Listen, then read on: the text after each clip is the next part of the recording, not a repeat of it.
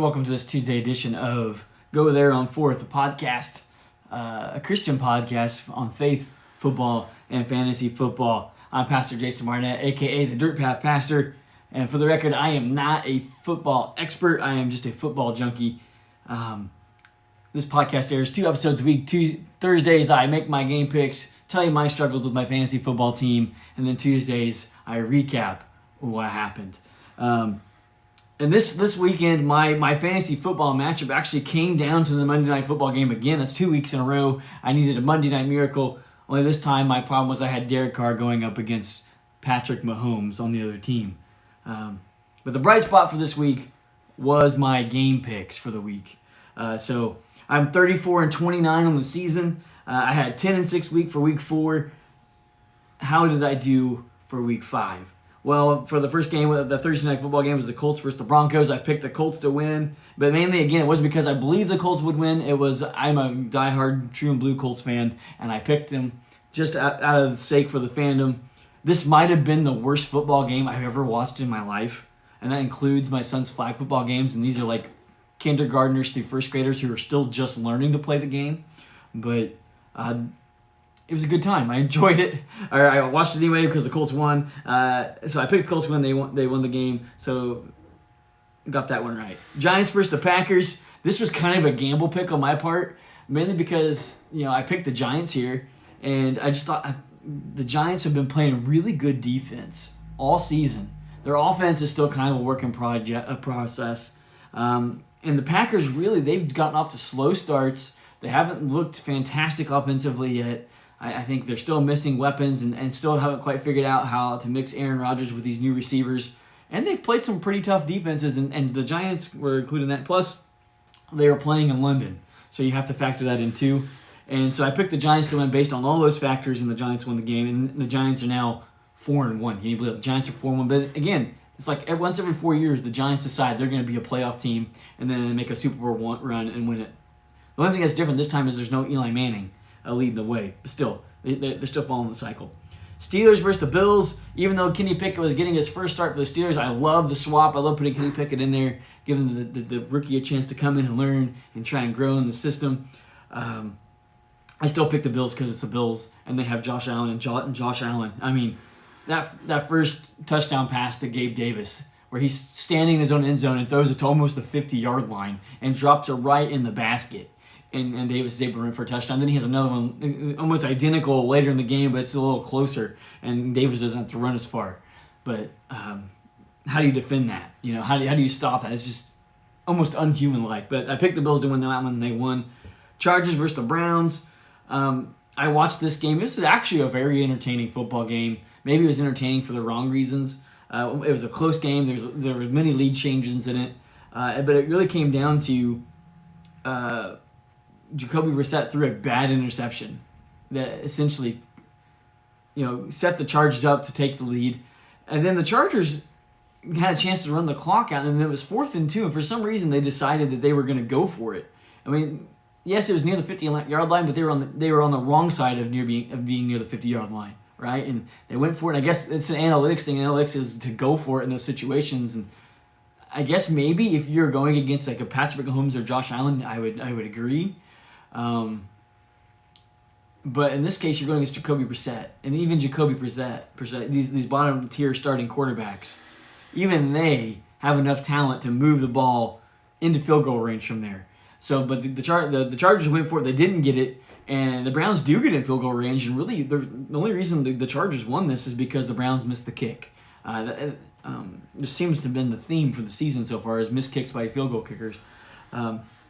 But the Chargers got the win. I got that one right. Bears versus the Vikings. Picked the Vikings to win. And how incredible was that strip to win the game, right? The Bears complete the pass, get the first down.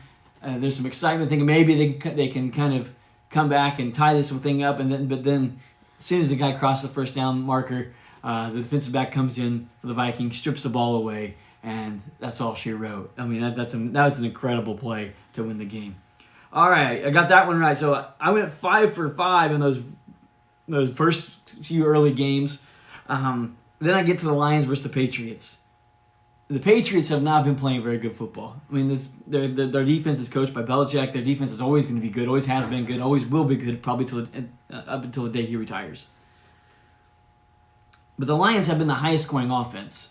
So I thought, the Lions have enough offense in this one, and the Patriots are so lacking in that department that it ought to be, I wouldn't say a gimme, but the offensive firepower they have should have been able to overcome the Patriots. They weren't. As a matter of fact, they got absolutely obliterated by the Patriots. It's why it's so difficult to be successful in picking against the Patriots right now. It seems like every time you start to think, well, they're done, they're washed up, they're behind, they just go out and win a game to prove you wrong. So it's just hard to pick against them. So I got that one wrong. The Seahawks versus the Saints. I picked the Seahawks to win this one because the Seahawks have been playing some good football, and the Saints have kind of been struggling of late. But I did not factor into the fact that Taysom Hill was going to be a monster. Like the Saints said, they wanted to get him more involved. Boy, did they. So the Saints got that one, won that one. I got that one wrong. Dolphins versus the Jets. And this is, to me, was probably the most surprising one that I got wrong in these early games. But also, then again, you can't factor in the fact that a quarterback is going to get hurt and go out. Yeah, Tua was already out, and then Bridgewater goes down. The Jets are playing some pretty decent football. Think about it. Even the games they've lost, they have been in the game up until the end. It's come down to the last few plays. So the Jets are kind of that scrappy team that seems to keep finding ways to win. But the Jets got that one right. Or Jets won, I got that one wrong. All right, Falcons versus Buccaneers. I picked the Buccaneers to win this one, but I am grateful for terrible roughing the passer calls because that really helped me in this pick here. Buccaneers. I picked Buccaneers win. I picked Buccaneers to win that one. Titans versus the Commanders. I picked the Commanders mainly because I'm just not a very big Titans fan this season for some reason. It just their offense doesn't look the same. Although Derek Henry's kind of starting to get rumbling now, that might open up things for the passing game. Maybe they'll start to look better. Again, I think we're seeing some of the side effects from having a shortened preseason. But anyway, so I picked the Commanders to win this one against the Titans, and Carson Wentz at the end of the game did a Carson Wentz type play. I'm not sure why he thought that was a good option to throw to. The guy was double covered there. Now, I don't think it's right to put the sole blame of the loss on Carson Wentz, although, his bad decision right there didn't help. Because let's face it, if the Commanders have been playing the way that they could play and they should be able to play, it shouldn't come down to a last-second play like that. But that's what happened. So I got that one wrong. Texans versus the Jaguars. And again, this isn't the biggest surprise for me, but I was shocked that I picked the Jaguars to win. The Jaguars have been playing some pretty decent football. But for some reason, the Texans are to the Jaguars what the Jaguars are to the Colts. And the Texans were able to beat them. So I went 6-5 on these early games. I squeaked by just above 500. And let's be honest, no one really won watching that Thursday night football game. Other than Amazon Prime that got us all to watch this terrible matchup. I'm not really excited about this week's matchup either. But anyway, moving on. All right, like I said, this is a podcast about faith, football, and fantasy football. And so for the faith aspect of this, I kind of like to share a short little devotional. And today is not like a typical devotional. I kind of want to share with you the process of sermon writing. I'm a pastor. I pastor the Ravenna Nazarene Church here in Ravenna, Kentucky. So I preach almost every Sunday, right? And maybe 40, 45 times somewhere in there a year. And so, while every pastor is different, we all have a process for writing our sermons, and it's important to know that we're all different. And so, what I'm sharing with you, if you're a pastor who does things differently, or if you're a pastor you find out does things differently, it's okay. We all have a different way of going about doing that and shaping our messages for the week. But my process is this, I do daily, I read my Bible every day. I try to read 4 chapters. And now that Bible reading time is kind of where my sermon ideas come from. And I write them down in a little notebook. I kind of type it up on the computer so I can actually read them later. And then I put it on a calendar after some prayer about what Sunday to put that message on, and then I go to share it. And so for this week, that's exactly what's happened. The sermon is I was going to preach. I'm somewhat preaching through the Bible. I'm preaching verse by verse through the Bible, but I'm preaching as I'm going through the Bible. And I had a sermon on the calendar for this week in Leviticus chapter 24, and And the verses I was going to look at was 10 through 23. And in that section, there is a fight that breaks out between an Israelite woman's son and another Israelite man. And during the course of that fight, the son cursed and blasphemed the name of God. That's a big deal. It's a deal that's punishable by death, as we're going to find out. But before the whole tribe rushes to taking him outside the city and stone this young man to death, there's a curious thing that happens. Because in verse 12 it tells us they put this young man into custody to give them time to process what happened. And not just time to process what happened, but to process what it is that God wants them to do as punishment and to make this situation right. And so that's what I was reading, and that's what my focus on that passage was going to be in that sermon, was the fact that the community didn't just rush in and stone this young man. They actually took time to seek out what God wanted them to do. They waited before they cast the final judgment. They allowed due process to take place. And that was going to be the focal point of the sermon. And that is a noble topic. That is a good topic. That's something that we need to talk about. We definitely live in a society where you are guilty until proven innocent. And that's quite the contrary to the way our laws are supposed to work. You might not be guilty as far as the law is concerned, but the public opinion and the community that live in there, and the people that we interact with on social media, they're going to be a lot quicker to cast judgment on you and ridicule you and mock you when they perceive that you are wrong or you have done something wrong. So as Christians, I think it is important that we talk about the fact that we should be more patient. We should wait to make sure that we have all the facts first. And we shouldn't be so quick to rush to make judgment. We should wait it out, make sure we have all the facts first, and then make a decision. And that decision shouldn't be one being made out of anger or out of emotions at all, really. It should be made based on what the right thing to do is and the thing that would bring the most glory and honor to God would do. And again, that would have been a noble topic, a noble sermon. But part of my process is, so I'll read the passage for the week, and I usually start on Mondays. And then after I read the passage, I have 3 questions that I try and answer. And my thought is, if any message I preach needs to be able to answer these 3 questions. And if I can't answer these 3 questions based on reading that passage for the week, then it's not a sermon worth preaching. And so here are my 3 questions. How does this message through the passage connect the listeners with Jesus? 2, what does Jesus challenge us to do through this passage? And 3, what is the desired response from us to Jesus based on the text, right? So what you can really get at by these 3 questions I'm asking when I study a passage to put a sermon together is, the big main question I have for myself is, am I pointing people to Jesus, the preaching of this text? Is the section I'm studying this week and sharing with this audience, the thought that I have based on that, is it going to point people to Jesus? And if I can't answer those 3 questions, then most likely that sermon is not pointing people to Jesus, and it's not a sermon worth preaching. Because that's what the point of preaching is. The point of preaching is to point to people to Jesus. The Jesus that loves them, the Jesus that died for them, the Jesus that can save them, the Jesus that can transform them. That's the point of preaching. But as I read this text this week and I sat down and tried to answer those 3 questions, I couldn't. So what does that mean? That means this week for my sermon, I don't know what I'm preaching yet, which is unusual at this point in the week. I'll know by the end of the day. But again, what my desire is, I want to point people to Jesus. And again, I'm not saying that this wouldn't be wrong to teach in a small group setting, or I wouldn't even be uncomfortable sharing this passage with you all on this podcast, right? And really digging into that. But the pulpit on Sunday morning, the tradition of the church, that's when we share Jesus and point people to Jesus. That's why people gather there. They're there to hear, learn about Jesus, learn how they can go close to Him and how they can follow Him and how they can tell others about Him. That's the purpose of preaching. And really, the reason I share this with you and the meaning behind it for us is this: understand that Jesus is the central figure in Christianity. Take Jesus away, the entire religion crumbles. There's no point to it. But if you add Jesus in, everything else is built off of Him. And when I talk about this, everything's built off Jesus, I'm not talking about just Jesus the person. I'm talking about Jesus as the Lord and Savior.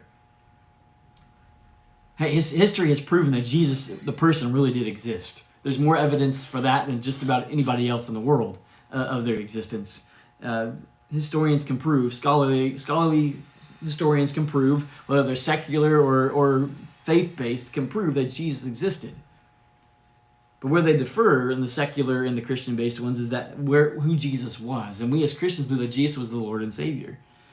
And that is central to the Christian message. So therefore, if Jesus is the central figure to the Christian message, that means Jesus needs to be the focal point of any and every ministry that we have. All that we do as in the church, all that we do when we share and teach the Bible, when we interact with the world, when we're showing acts of compassion and doing things, social justice type things, the ultimate goal should be pointing people to Jesus. Because Jesus is the one who transformed me, and Jesus is the one who can transform them. All right, if you enjoyed that little short devotional here, I encourage you to check out Ravenna Church of the Nazarene. That's where I'm the pastor at. We're located here in Ravenna, Kentucky. Our address is 524 Main Street. That's kind of hard to mention. So we're right across from the community park known as Choo Choo Park. Our services start at 11 a.m. We'd love to have you join us in person. Hey, if you can't join us in person, follow us on Facebook. We live stream the entire service. I also convert the sermon into a podcast weekly, and that's known as the Dirt Path Sermon Podcast, and you can find my sermons there as well. So, anyway, let's continue on with my recap on my picks. For the late afternoon picks, 49ers versus the Panthers, I picked the 49ers, and let's just say the game was bad enough that the Panthers finally had enough of Matt Rule as their coach, and he was the first one to get fired for this season. So he's the first one to bite the dust, so we know the Panthers are going to be looking for a new coach. But I picked the 49ers to win, and the 49ers won. Although, again, my concern in that one was the fact that there was a West Coast team going to the East Coast, but that didn't seem to be a factor if you look at the final score. Cowboys versus the Rams. I picked the Cowboys to win this one, mainly because I don't think the Rams look very good. Yes, they're the defending Super Bowl champs. Yes, their defense is still their defense. Yes, they still have Aaron Donald, but for some reason their offense doesn't look the same. And I'm just going to go on a limb here. I'm saying we're getting a glimpse of Matthew Stafford with the Lions for as long as he was with the Lions, and that may or may not be Matthew Stafford's fault, but that's what we're seeing. And that entire game, the Cowboys' defense was just swarming Stafford. I just think the Rams really are in trouble. And how about Cooper Rush, man? He's still undefeated as the quarterback. To the point, I didn't see this for myself, but I heard Dak Prescott, after the win, got up and gave a speech. And I think it was Skip Bayless or somebody on the, I can't remember the show that they're on. I can't remember the name of the show between, I can't remember the guy's name now. Skip Bayless and Shannon Sharp. I can't remember the name of the show. But anyway, one of the two of them, or someone on that show, stated the fact that, he got to give that speech because he wanted to remind everybody, hey, it's still my team. I'm still the quarterback of this team, guys. Hey, look at me, I'm still here. Type situation. That may or may not be the truth. But anyway, interesting situation developing in Dallas. Because whatever the formula is with Cooper Rush as quarterback, it's working. So why would you change it? All right, Eagles versus the Cardinals. I picked the Eagles win again because I'm just not a big Cardinals fan. Yes, Kyler Murray's still putting up the stats, but imagine what would happen if you dedicated himself to studying the game of football and playing the game of football like it was his career. So I picked the Eagles to win, and thank you again to another missed kick. The Eagles got the win. This actually had one of my favorite TikTok videos of the week. As that last kick was about to happen between the Eagles and the Cardinals, the Cardinals are lined up to kick it. And this young Eagles fan picked up his fan that he was using to cool himself in his room, and he went and stood, on the side of his TV, right? And he held the fan up, hoping and praying that it would somehow have an impact upon the ball. And sure enough, when that Cardinals kicker kicked it, that fan blew the ball to the right, or it would have been to my left of the field goal post. And so maybe it was successful. So that's a great TikTok video. I don't know who the TikToker was. I posted it, but that was good. All right. So I went 3-0 on my late afternoon games. That puts me at 9-5 on the week so far. So strong start to my game picks. All right, how did my fantasy football team do? I'm in a 12-team PPR league with some custom scoring with church folks and friends. I was playing a member here at my church this week. My friend, his name's Jeff. His team was sitting at 2-2. I'm at 1-3. It was a big matchup. And like I said earlier, it came down to Monday Night Football between Mahomes versus Carr.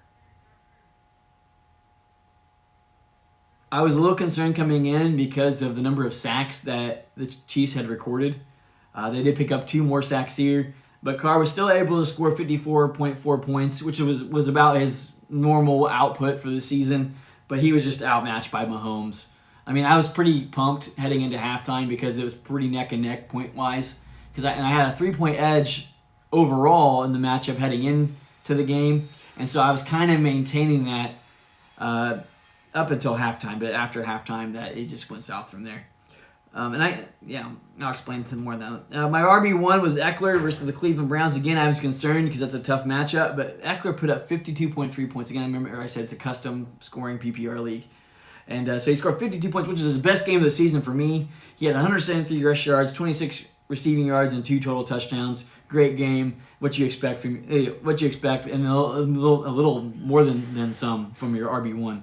RB2, I put in Jamal Williams. Again, I made a change from James Conner here to Jamal Williams, knowing that it was a tough matchup. But he still put up 20 points, which I thought was pretty solid going against New England, who's a top 5 defense. So that gives me some confidence moving forward, although he's on a bye this upcoming week. Receiver 1, Tyreek Hill versus the Jets.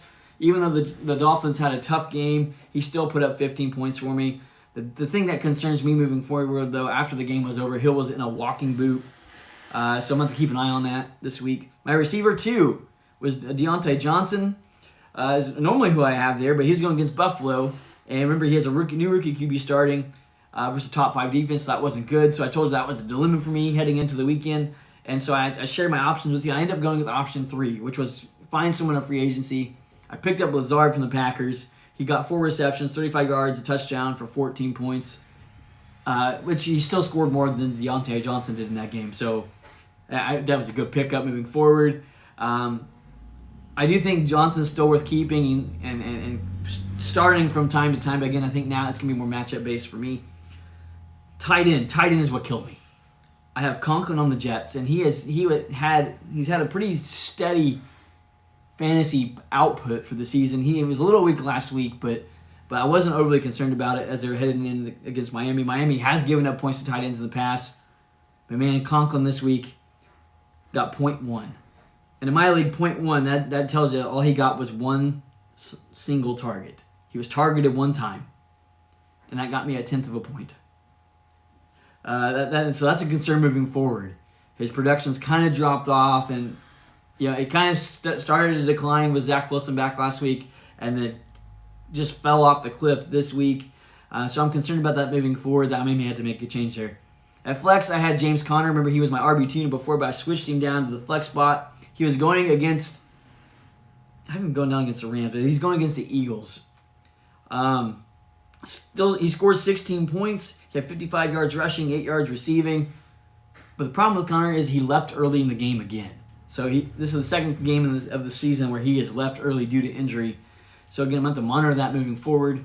I may be looking for another flex-type player, someone who can also fill the RB2. But the good news is I have Jamal Williams still, and I also have Michael Carter on the bench. Downside with Carter is he's splitting carries with Hall, and that's really going to be dependent upon who gets the bulk of carries and when for the Jets. So things to see about. My defense, I went with the Vikings for the second week in a row, and that final fumble recovery boosted them into double digits for 14 points. So that was a solid output for my defense. And Ryan Succop, he put up 8 points as my kicker. But again, Carr didn't give me enough points to overcome Mahomes' monster game. So I dropped to 1-4 in the season, losing 224.9 to 195.8. Playoffs, you talk about the playoffs. My team probably shouldn't be. But now it's about having fun and trying to ruin things for someone else. So I'm not going to give up. There's a 14-game regular season for this thing, so I'm going to keep pressing forward and seeing what kind of trouble I can cause moving forward. All right, let's move on to my primetime picks. Bengals versus the Ravens. Ravens got the win. I picked the Ravens to win. What's kind of troubling to me in this one is, both quarterbacks, Joe Burrow and Lamar Jackson, they both missed some open throws, I thought, that they both could have hit. Maybe it's just their youth. But there were some plays definitely left on the field, even though the Ravens got the win. And it was one of those games where I watched, I never really felt uncomfortable for the Ravens. I felt like the Ravens were kind of in control most of the game. Even though the Bengals did make kind of a run. But still.